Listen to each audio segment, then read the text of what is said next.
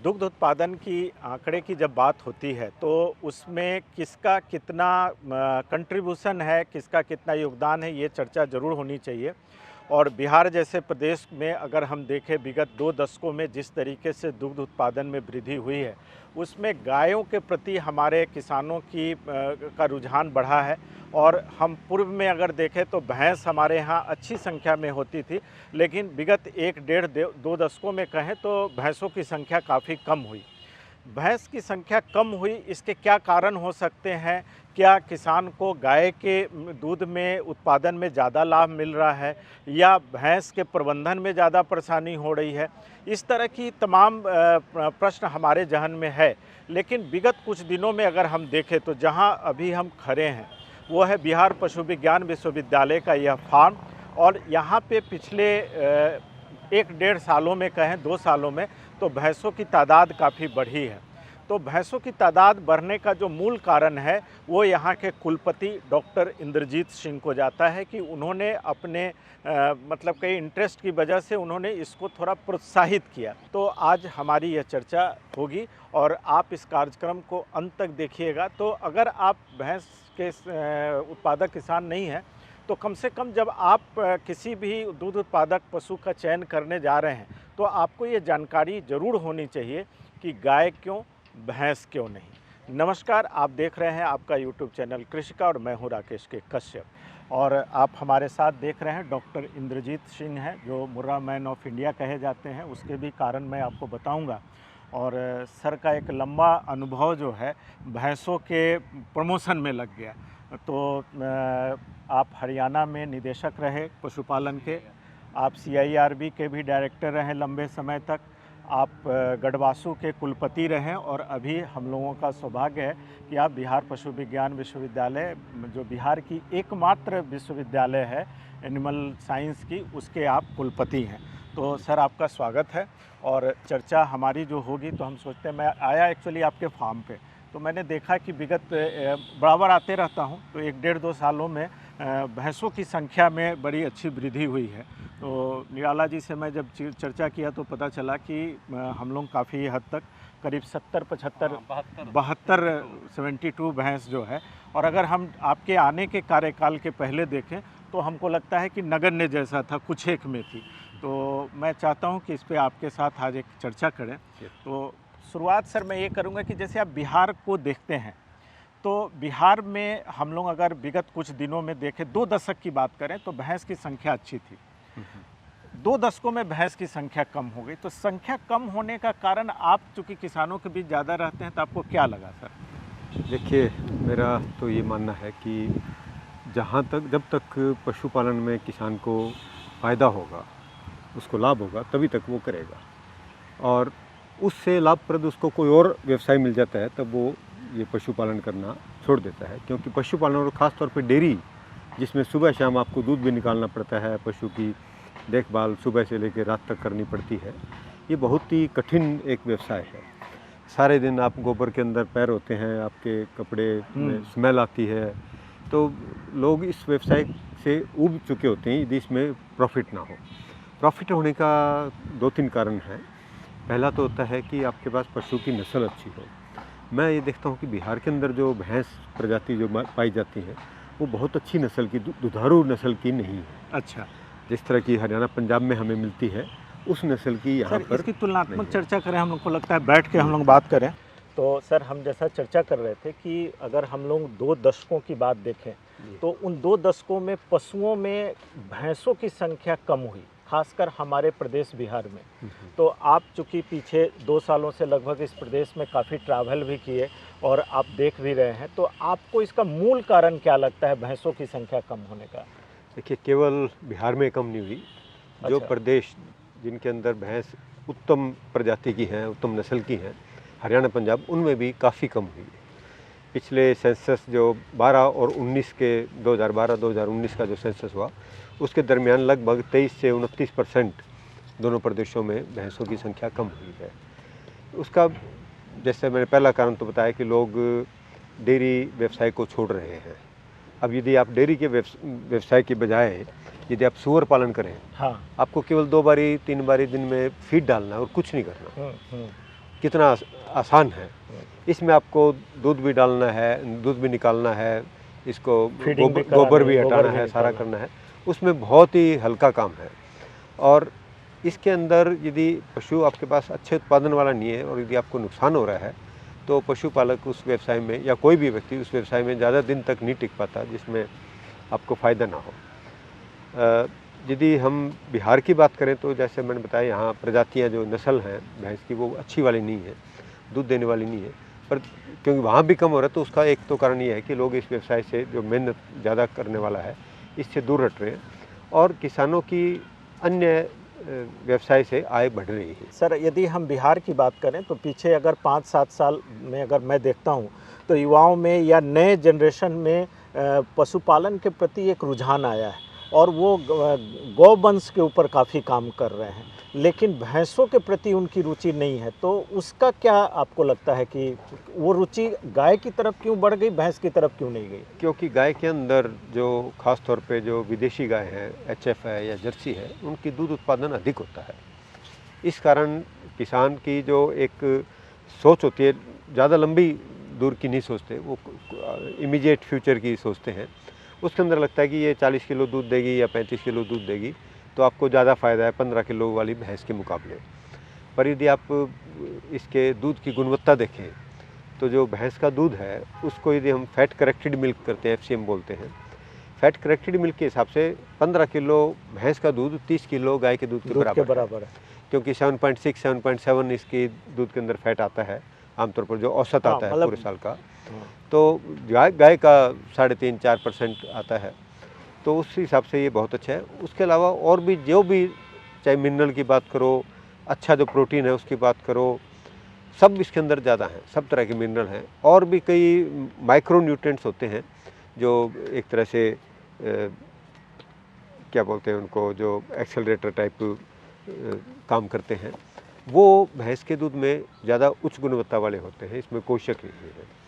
और भैंस के दूध की जो यदि आप देखें टोटल सॉलिड्स, वो उसकी क्वांटिटी गाय के दूध से लगभग 40% ज़्यादा होती है। तो किसान को, तो अगर हम किसान के दृष्टिकोण से बात करें तो अगर पर एनिमल अर्निंग अगर वो हिसाब किताब करते हैं तो हमको लगता है कि भैंस में ज़्यादा बेहतर है।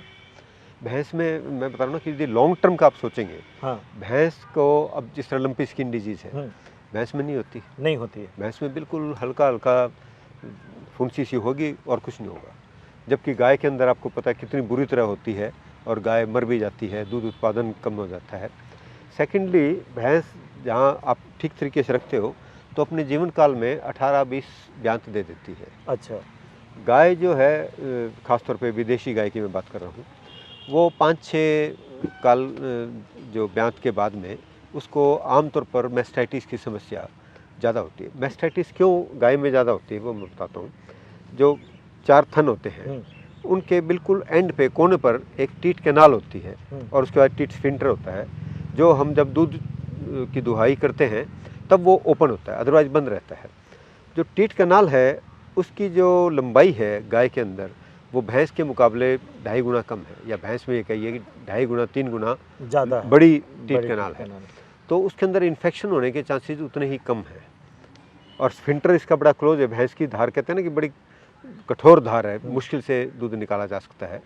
गाय के अंदर वो आप ऐसे चिमटी से भी दूध निकाल सकते हो।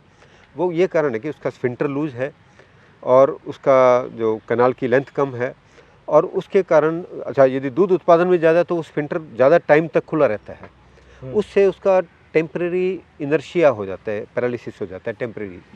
उस टेम्परेरी पैरालिसिस के कारण गाय के थन के अंदर इन्फेक्शन जाने के चांसेस बढ़ जाते हैं। उस कारण उसके अंदर मैस्टाइटिस का इंसिडेंस बहुत ज़्यादा होता है। तो भैंस में मैस्टाइटिस ना है या नेग्लिजिबल है? भैंस में नेग्लिजिबल है, और यदि है तो इसका मतलब आपकी जो मैनेजमेंट है ये उसका फॉल्ट है। अदरवाइज़ भैंस में कोई रीज़न नहीं है कि मैस्टाइटिस होने के चांस भी हो। भैंस में आप ये देखिए कि यदि सोमेटिक सेल काउंट ज़्यादा भी है तो भी भैंस में मैस्टाइटिस का असर नहीं आता। हालांकि आमतौर पर इसके सोमेटिक सेल काउंट विदेशी गाय के मुकाबले कम ही रहते हैं, पर यदि ज़्यादा भी है तो भी ये जल्दी सी मैस्टाइटिस के इफ़ेक्ट नहीं दिखाती। इसकी इंटरनल जो रोग प्रतिरोधक क्षमता है वो बहुत अच्छी है। एक सवाल और सर कि जैसे कहावतों में भी कहता है गई भैंस पानी में, तो ये देखा जाता है कि भैंस जो जहाँ पे हम लोग देखते रहे पुराने इसमें कि छोटे मोटे पोखर होते थे और भैंस उस पोखर में बड़ी तेज़ी से भाग जाती थी, जबकि गाय उस तरीके से उसके तरफ, इसका कोई साइंटिफिक कारण है या भैंस का नेचर है? आप देखिए, इसका रंग काला है, हम्म, चमड़ी मोटी है। जब हमारे सर्जन उसकी स्टिचिंग करते हैं भैंस का ऑपरेशन करके, तो पूरा जैसे मोची जूते की सिलाई करता है उतना इसके अंदर कठिन होता है इसकी स्किन को सूचर करना। गाय की स्किन को सूचर करना आदमी की स्किन जैसा सही है, वो पतली होती है। तो मोटी स्किन है, इसके अंदर रंग काला है, और इसके अंदर जो स्वेट ग्लैंड्स हैं वो नेग्लिजिबल है, इसको पसीना नहीं आता। अच्छा, भैंस को इस कारण इसका जो थर्मो रेगुलेशन है, अपनी जब भी हम भी खाना खाते हैं या कोई भी इंटेक करते हैं तो वो शरीर के अंदर गर्मी पैदा करता है। ये सूर्य की गर्मी से ही पूरा विश्व चल रहा है, पूरे ये जो सृष्टि है सूर्य की गर्मी से चल रही है। ये सूर्य वाली गर्मी हमारे अंदर अनाज पैदा होता है, अनाज के अंदर वो सीड के अंदर एनर्जी को कर लेती है, सिमुलेट करती है। सीड मनुष्य खाता है या जानवर खाते हैं, उनके अंदर वो एनर्जी फिर बायोलॉजिकल एनर्जी में कन्वर्ट हो जाती है। हमारे भी यदि एक आदमी, ये देखिए 40 से 60 वाट का बल्ब जो होता था उतनी हम एमिट करते हैं गर्मी। एक कमरे में आप बंद हो जाओ, थोड़ी देर में गर्मी लगने लग जाती है, वो यही कारण है। तो इनका गर्मी जो है, इतना चारा खाती हैं, वो कैसे तो डिसमिनेट कैसे करें, उसको डिसिपेट कैसे करें, उसके लिए आवश्यक है कि अपने शरीर को ठंडा करने का इनके पास कोई उपाय हो। इसीलिए इसका नाम है रिवराइन बफलो। अच्छा, इसको स्वाम्प बफलो होती है जो आसियान कंट्रीज में मिलती है, फिलीपींस, थाईलैंड वगैरह में, और जो अपने देश में जो खासतौर पे अपने नॉर्थ ईस्ट में मिलती है। अपने देश में जो खासतौर पे ये जो भैंस हैं वो रिवराइन बफलो है, क्योंकि ये रिवर के साथ साथ मिलती है। और रिवर के साथ इसलिए मिलती है कि ये रिवर के अंदर जब भी इनका दिल करता है रिवर के अंदर जा सके, ताकि उससे इनका शरीर ठंडा रह सके। आप देखेंगे जब ये रिवर के अंदर होती हैं, तालाब के अंदर होती हैं, तो ये जुगाली करती हैं, क्योंकि बहुत कंफर्टेबल होती हैं ना। एक और इसका फ़ायदा है कि जब ये तालाब के अंदर होती हैं, इनको मच्छर मक्खी इनको तंग नहीं करते, क्योंकि इनके शरीर पे बैठ नहीं सकते, केवल मुंह बाहर होता है। और मुंह को वो कान से ही हिला के उसको कर देते हैं। अभी जैसे अगर पशुपालक भैंस पालन करते हैं तो हमको लगता है उनके लिए ये एक प्रोविज़न करके रखना चाहिए जहाँ पे भैंस उसमें जा सके। देखिए, पंजाब में मैं रहा 6 साल, उससे पहले हरियाणा में सारी उम्र ही निकाली लगभग। हरियाणा के अंदर भैंस ने तरक्की ज़्यादा क्यों की? क्योंकि वहाँ पर किसानों, जो बड़े बड़े गांव, जो अच्छे गांव हैं, जो एक मुर्रा मॉडल विलेज के नाम से मशहूर हैं, उनके अंदर बड़े बड़े तालाब हैं, और उन्होंने उन तालाब को ऊपर कब्जे नहीं किए। ये नहीं कि उसको मिट्टी डाल के उस पर मकान बना लिए या कुछ, वो नहीं हुआ, क्योंकि वो उसको प्रिजर्व कर रहे हैं अपनी भैंसों के लिए। भैंस उसमें जाती हैं, सुबह जाती हैं और शाम तक, जब उनका फीडिंग का टाइम होता है और दूध निकालने का टाइम होता है, तब आके अपने खूटे पे आती हैं और तब उनका दूध निकाला जाता है, उनको चारा दिया जाता है और उस प्रकार से उनको रखा जाता है। पंजाब में वो छप्पड़ बोलते हैं तालाब को, वो उन्होंने बंद कर दिए, कब्जे कर लिए। उस कारण वहाँ पर भैंस की पॉपुलेशन भी कम होगी, क्योंकि भैंस को जब गर्मी लगेगी तो वो अपना सही उत्पादन भी नहीं दे पाएगी, उसका रिप्रोडक्शन जो है, जो वो हर साल बच्चा देना चाहिए, वो भी नहीं दे पाएगी। अच्छा, ये बड़ी अच्छी बात आपने कही कि इसके लिए 2 बातें आपने जोड़ दी, उत्पादन और रिप्रोडक्शन। इसी से पूरी इकोनॉमिक्स हमारे किसान की जुड़ी। कितना फ़र्क पड़ जाता होगा अगर ये व्यवस्था देते हैं तो, और ये व्यवस्था नहीं है तो? जैसे मैंने बताया कि इसका हीट डिसिपेशन का और कोई साधन नहीं है इसके पास, इसको पसीना भी नहीं आता, इसके चमड़ी मोटी है, इसका रंग काला है कि गर्मी जो भी है वो एब्जॉर्ब करती है। तो इसलिए ये बहुत, यदि गर्मी ज़्यादा होगी तो जो सबसे अधिक स्ट्रेस इस पे आता है, पशुओं पे, इवन मनुष्य पे भी आता है, वो आता है हीट स्ट्रेस। अब ये जो क्लाइमेट चेंज की हम बात कर रहे हैं, इसमें हीट स्ट्रेस ज़्यादा होने जा रहा है, क्योंकि गर्मी बढ़ रही है। वैश्विक स्तर पे आप देखो, यूरोपियन कंट्रीज़ में, चाइना में, हर जगह गर्मी इतनी बेतहाशा बढ़ी है। 41 डिग्री वहाँ पर टेम्परेचर रिकॉर्ड किए गए यूरोप के अंदर, जो कि आज तक नहीं हुए। तो इस ऐसे के अंदर इनके पास कोई साधन नहीं है। पहले पशु के पास 2 प्रायोरिटी होती है। पहला है अपना अस्तित्व, फिर होता है अपनी प्रजाति का अस्तित्व। अपना अस्तित्व मतलब वो जिंदा रहे। दूसरा है अपनी प्रजाति का अस्तित्व तब होगा जब वो रिप्रोड्यूस करे, बच्चा पैदा कर सके। तो ये दोनों अस्तित्व उसके तभी हो सकते हैं जब इसका खुद का अस्तित्व ठीक है। जब इसको गर्मी लग रही होगी तो इसको ये लगेगा कि भाई इसमें तो यदि बच्चा ये प्रेग्नेंट हो भी गई तो एबॉर्शन हो सकता है। अच्छा, इसलिए भैंस का जो रिप्रोडक्शन है वो स्विच ऑफ हो जाता है जब गर्मी ज़्यादा होती है। तो अर्थात सर, अगर जो अभी हम लोग जलवायु परिवर्तन की चुनौती को झेल रहे हैं, वैसे उस चुनौती को अगर देखें तो उसमें भी भैंस के साथ ये एक एग्जिस्टेंस का सवाल आएगा। बिल्कुल आएगा जी। और न केवल ये आएगा, हमारे संस्थान से केंद्रीय भैंस अनुसंधान संस्थान हिसार जो है उससे नॉर्थ ईस्ट के अंदर सिलीगुड़ी बाड़ा पानी एक है आईसीआर का रिसर्च कॉम्प्लेक्स शिलोंग में, वहाँ ले गए थे भैंस। और वहाँ मैंने जाके देखा इतनी कंफर्टेबल थी वो, तो भैंस को पहाड़ों की तरफ ले जाएंगे लोग। अच्छा, या मतलब जियोग्राफिकल शिफ्ट बफलो का भी हो सकता है है। यदि इस तरह की सिचुएशन आई। पर अभी तक क्योंकि हम आर्टिफिशियली इनको कंफर्ट देने की कोशिश कर रहे हैं। हमारे शेड के अंदर भी आप देखेंगे तो फॉगर्स लगे हुए हैं, कई जगह स्प्रिंकलर लगे होते हैं। स्प्रिंकलर का ये है कि वो पानी ज़्यादा इस्तेमाल करता है स्प्रिंकलर, पर स्प्रिंकलर चला के एक बार पानी से भीग जाती हैं तो 10 सेकंड 15 सेकंड वो स्प्रिंकलर चलता है, उसके बाद 4 मिनट 5 मिनट 10 मिनट फैन चलता है, जिससे वो वाष्पीकरण होता है। तो वाष्पीकरण से इनको ठंडक मिलती है। फॉगर का जो अभी नया सेटअप आया है वो भैंसों के लिए पर्याप्त है? पर्याप्त तो मैं नहीं कहूँगा, पर काफ़ी हद तक वो इनकी जो हीट स्ट्रेस को कम करने में सहायक है। अब सर, एक सवाल यहाँ पे और आता है कि अगर हम इसके रख रखाव की बात करें, जो लोग हमारे गायों को रख रहे हैं, अगर उससे भैंस के रख रखाव की तुलना करें तो क्या ये ज़्यादा खपत होता है इनके फोडर में, या गाय में ज़्यादा होता है? यदि आप देखें कि भैंस का चारा और जो एचएफ गाय की बात करें, इनका बॉडी वेट भी लगभग बराबर होता है और इनका चारे की खपत भी ज़्यादा होती है। उसके बाद ये तो हो गया मेंटेनेंस का। उसके बाद उसको चारा या दाना इसलिए चाहिए कि वो प्रोडक्शन कितना कर रहा है। भैंस को प्रति 2 किलो दूध के अगेंस्ट लगभग 1 किलो दाने की आवश्यकता होती है। दाना मतलब कंपाउंड फीड की बात कर रहा हूँ। गाय को वही 3 किलो के अगेंस्ट, मतलब 50% ज़्यादा हो। हाँ, उसकी 3 किलो के पीछे उनको एक, अच्छा। यदि ये 15 किलो दे रही है इसको 5 किलो चाहिए। अच्छा। यदि वो 5 किलो नहीं, यदि ये 15 किलो दे रही है इसको 7 किलो चाहिए, और गाय को 5 किलो चाहिएगा, क्योंकि गाय का दूध पतला होता है, उसके अंदर उतने तत्व नहीं होते हैं, पौष्टिक तत्व। इस कारण उसका दूध के अंदर दूध बनाने के लिए उसको कम इन न्यूट्रिएंट्स की आवश्यकता होती है। बिहार को अगर हम लोग देख रहे हैं सर, या उन प्रदेशों को जहाँ पे भैंसें नेग्लेक्टेड हो गई हैं, तो अब उसके 2 कारण समझ में आ रहे हैं। एक तो कि वो प्रजाति, शायद वो इम्प्रूव प्रजाति नहीं मिल पा रही है। अभी जो हमारी जो प्रेजेंट भैंस का लॉट है उसमें जेनेटिकल डेवलपमेंट के लिए क्या सजेशन हो सकता है? केवल एक ही सजेशन है जो कि बहुत ही सस्ता है, वो है उत्तम क्वालिटी के सांड का वीर्य के टीके, AI आर्टिफिशियल इंसेमिनेशन के लिए जो सीमन लाया जाए वो उच्च क्वालिटी के झोटों से लिया हो, तभी प्रजाति का बड़ा फास्ट, मतलब अगली जनरेशन में उसका 50% असर आ जाएगा, उससे अगली में 75% हो जाएगा, जो कि एज गुड एज जो इलीट नस्ल है उनके बराबर हो जाता है। सर, AI की जब आप बात किए तो AI का एक बहुत बड़ा बाज़ार खड़ा हो गया है, जिसमें निजी कंपनियां, कई सारे लोग बेच रहे हैं। किसानों के पास एक द्वंद्व है कि किस सीमेंट को वो माने कि ये सीमेंट बेहतर है, क्योंकि सब तो कह रहे हैं कि बेहतर है और किसान उतने इलिटरेट तो है नहीं। तो उसका भी कोई ऐसा इंस्टीट्यूट जिसको कि आप अपने अनुभव के हिसाब से रेट आउट करें? मेरा अनुभव ये है कि सरकारी और प्राइवेट में फ़र्क नहीं है, प्रोवाइडेड वो प्राइवेट, एक तो पहली चीज़ तो एक्रेडिटेड हो।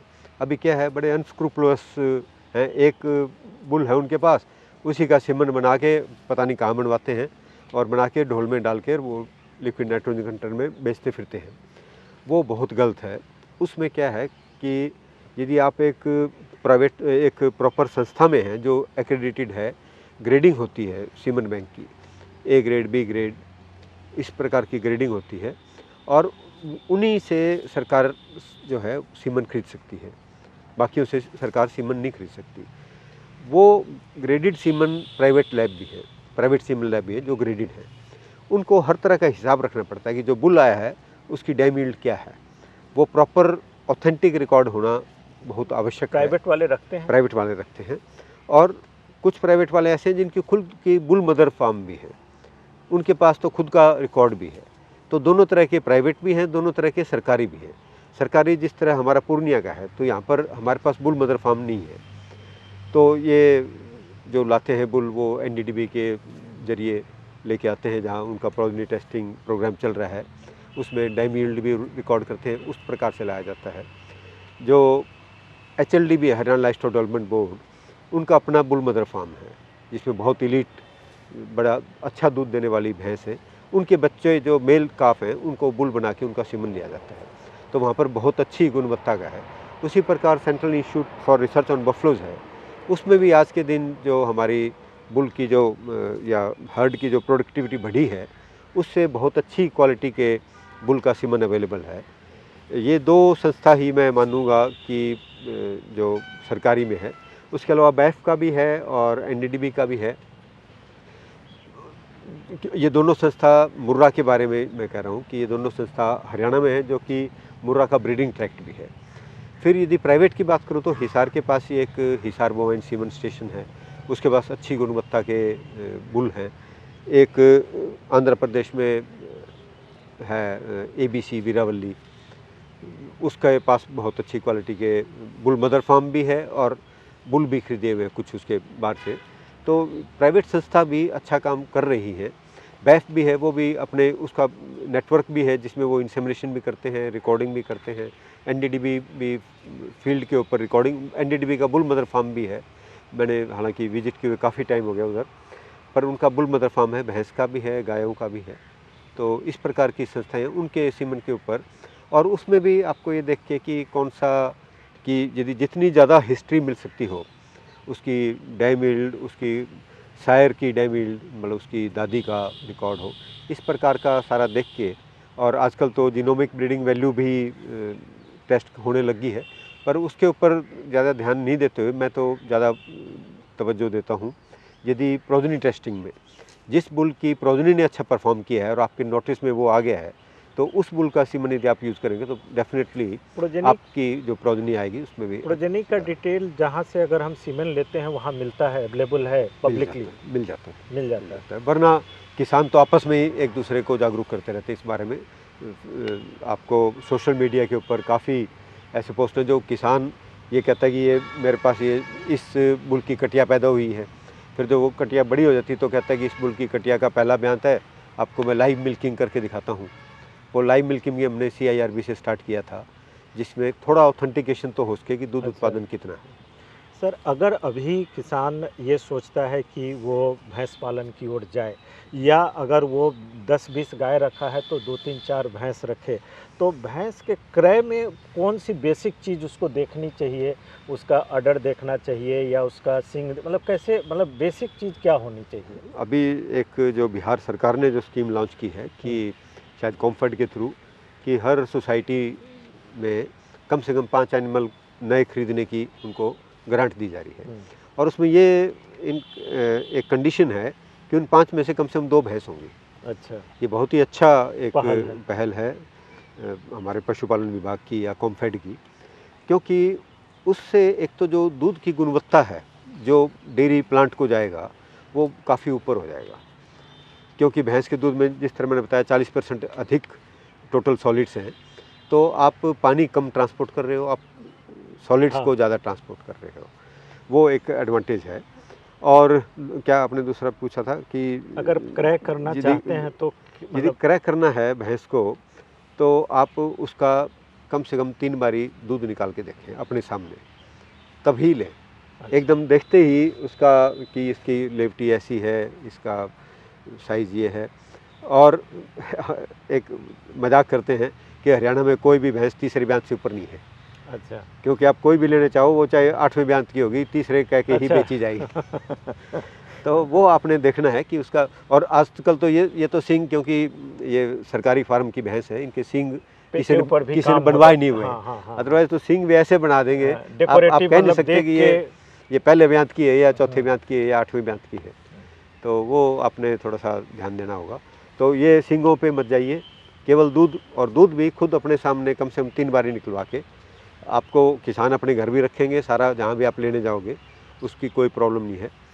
और एक दूसरे का बता भी देते हैं कि भी उससे आप ले रहे हो वो व्यापार करता है या वो कैसे करता है।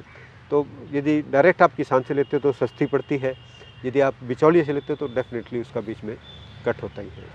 प्रोग्राम को ख़त्म करने से पहले जो शुरुआत जहाँ से किए कि हमारी मुलाकात हो रही है मुर्रा मैन ऑफ इंडिया, तो आपने मुर्रा को ही प्रमोट क्यों किया इतना? क्योंकि भैंसों में भी तो और भी कई सारी प्रजाति है। मैंने केवल मुर्रा को नहीं प्रमोट किया, मैंने जहाँ भी अच्छा काम हो रहा था उसको प्रमोट किया।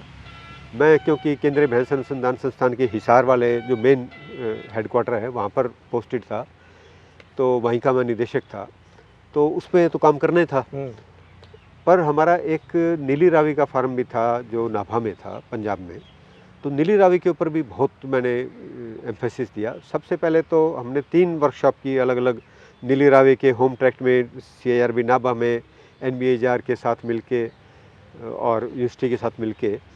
पहला तो था कि नस्ल के वो क्या हैं, व्याख्या क्या है, नीली रावी कौन सा पशु होगा। क्या भ्रांति फैला दी गई थी कि जो पंचकल्याणी करैक्टर है वो ही नीली रावी है। पंचकल्याणी क्या हुआ? पंचकल्याणी मतलब उसके चारों पैर सफ़ेद हैं, मजल सफ़ेद है, माथे पे सफ़ेद टिक्का है, पूंछ सफ़ेद है, इस प्रकार के 5 सफ़ेद पैर, माथा, आँख और पूंछ और इस तरह से है, जो कि एक स्टेबल करैक्टर नहीं है। नस्ल क्या होती है? नस्ल वो होती है जो एक जोग्राफिकल एरिया में वर्षों से वहाँ पर डेवलप हुई है और उन पशुओं के अंदर एक जैसी फिनोटाइप है, उसका एक जैसा शक्ल या उसकी कैरेक्टरिस्टिक एक जैसी है और वो जनरेशन टू जनरेशन स्टेबल है। यदि वो पंचकल्याणी की बात करें, वो जनरेशन टू जनरेशन स्टेबल नहीं है। अच्छा, वो चेंज हो जाएंगे। कभी आगे वाले पैर काले आ गए, अच्छा, कभी माथा सफ़ेद आ गया, नहीं आया, इस प्रकार का होता है। तो इसके ऊपर कोई ज़्यादा वो अहमियत नहीं देनी चाहिए आदमी ने। नीली रावी का जो करैक्टर है ये क्या है, आसान होता है। दूर से जजेस जो होते थे पंजाब में, जो नेशनल लाइव स्टॉक चैंपियनशिप लगता था, जजेस दूर से कह देते नहीं नहीं ये पंचकल्याणी नहीं, इसको बाहर ले जाओ। अच्छा, ये नीली रावी नहीं। इससे इस नस्ल का नुकसान हुआ, नीली रावी वो डाउन गई। मैंने ये वर्कशॉप जो 3 करी वो इसी पर्पज़ से करी थी कि हमारे वैज्ञानिक भी उसी डर्रे में चल पड़ते हैं, जैसा सुना आता है उसी तरह हम चल पड़ते हैं। तो मैंने कहा कि आप जो ब्रीडर हैं वो बेसिक ब्रीडिंग की डेफिनेशन से क्यों हट रहे हैं कि व्हाट इज़ ए ब्रीड, आप उसको सेटिस्फाई करिए तब आप करिए। तो जब वो सेटिस्फाई नहीं होती तो हमने उसको रीडिफाइन किया। एक वर्कशॉप का टाइटल ये था, redefining the breed characters of नीली रावी। उसमें यह था कि उस लोकेशन की हो और इसके बॉडी कैरेक्टर्स अलग से डिफाइंड है। मुर्रा के जैसे ऊंची होती है, वो स्टम्पी होती है। और आप पाकिस्तान में चले जाओ, आपको शक्ल में मुर्रा जैसी लगेगी, पर वो थोड़ी नीची है, स्टम्पी है, उसके पैर छोटे होते हैं और उसका हवाना बड़ा होता है, थन भी बड़े होते हैं। तो इतना ज़्यादा होता है कि उसके छोटा स्टेचर होने के कारण वो खड्डा करके उसमें दूध निकालते हैं। अच्छा, इस प्रकार का है।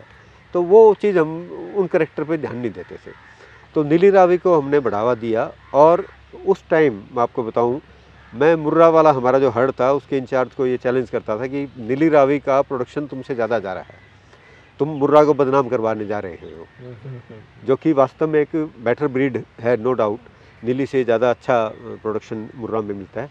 पर अल्टीमेटली हमने जब मेहनत किया उसके अंदर प्रॉपर ब्रीडिंग की, पहले हमारे ब्रीडर्स ने जो ब्रीडिंग होनी चाहिए थी उस प्रकार की ब्रीडिंग नहीं करके हमारे उसको जो प्रोजनी टेस्टिंग प्रोग्राम ONBS का जो सिस्टम होता है उसको इग्नोर कर दिया। जब मैंने देखा हमारे जो प्रूवन बुल्स हैं, नंबर 1 जो बुल है उसके कितने बच्चे हैं, हमारे पास एक भी बच्चा नहीं था हमारे हार्ड में, तो फिर हम किसके लिए प्रोजनी टेस्टिंग कर रहे हैं।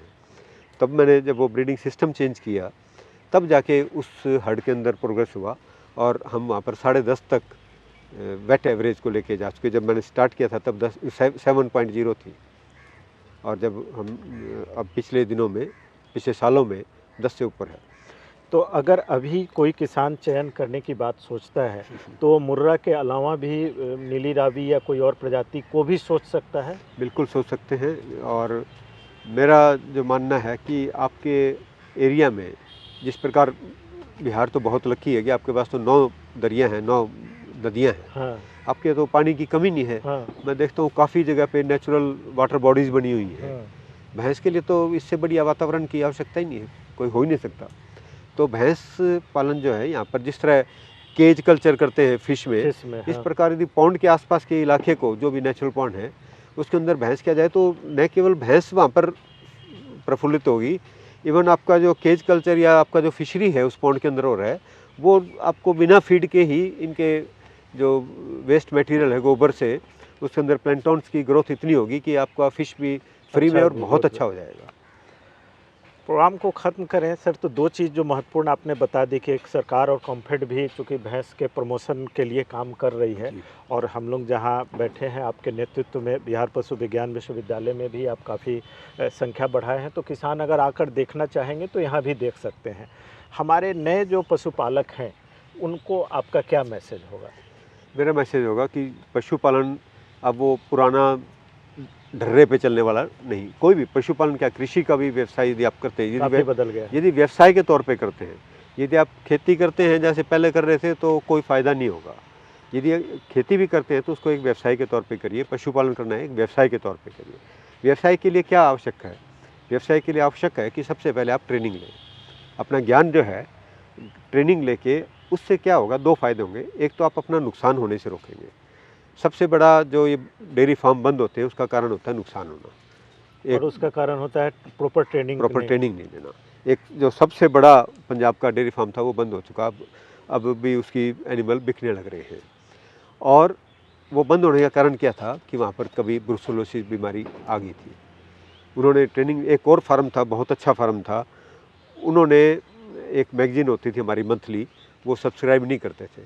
उस मैगजीन के अंदर हमने बताया कि लंपी स्किन डिजीज़ पंजाब में आने वाली है, अपनी एनिमल्स को गोट पॉक्स के टीके लगवाओ ताकि लंपी से बचाव किया जा सके।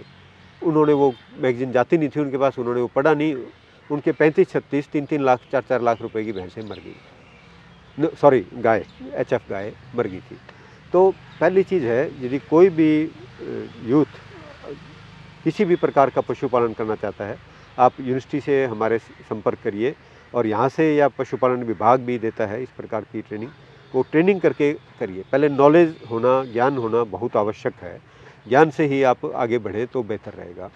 उसके बाद आप चाहे पशु 3 रखें, 5 की बजाय 3 रखें, परंतु 3 इतने रखें जो 5 जितनी पैदावार दे सके। आपको डेली का जो खर्चा है उनके ऊपर वो कम होगा। आपकी जो फीड कन्वर्शन एफिशिएंसी है, फीड कन्वर्शन जो रेशियो है, कितना आप खर्चा कर रहे हो फीड के अंदर, कितना दूध उत्पादन हो रहा है, वो आपका कम होगा। कम खर्चे में आप अधिक दूध उत्पादन ले सकेंगे। अब हम बैठे हैं, पेड़ के नीचे बैठे हैं, AC की आवश्यकता है? नहीं है ना। नहीं। उसी प्रकार पशुओं को यदि आप पेड़ की छाया देंगे, सबसे कंफर्टेबल पेड़ की छाया में पशु रहते हैं, तो कोई फैंसी शेड की आवश्यकता नहीं है। पशुओं को यदि पेड़ की छाया में आप रखें, उससे बढ़िया कुछ नहीं हो सकता। हाँ, भैंस की प्रॉब्लम क्या है कि पेड़ को छील देती है, तो पेड़ का बचाव जरूर साथ में करें। और आप देख रहे हैं कि ये रेलिंग लगा हुआ है, कोई भी भैंस बांधी हुई नहीं है, तो भैंस को एक थोड़ी बहुत आज़ादी दें कि वो अपने मर्जी से घूम फिर सके। जब चारा चरना है तो चारा चर ले, जब पानी पीना है पानी 24 घंटे पशु को उपलब्ध जरूर करना है। ये तो सर अब सामान्य रूप से सारे पशुओं के लिए ये है कि अब पहले जैसा खूंटे में बांध कर पशुपालन नहीं रह गया है, क्योंकि उनको भी वो आज़ादी मिले कि प्यास लगी है तो पानी मिले या भूख लगी है तो खा लें वाली बात हो, तो ये एक अच्छी बात है। और पेड़ तो चूँकि हम लोग धीरे धीरे सर पेड़ों के प्रति एक नाइंसाफ़ी कर रहे हैं कि उसको कट करके हम शेड बना दे रहे हैं। हम सोच रहे हैं शायद ये ज़्यादा साइंटिफिक है, लेकिन चलिए सर का सलाह है कि पेड़ ज़रूर रखें अपने बाड़े में। तो सर हम लोग की फिर मुलाकात होगी और हम लोग चर्चा करेंगे। बहुत बहुत धन्यवाद।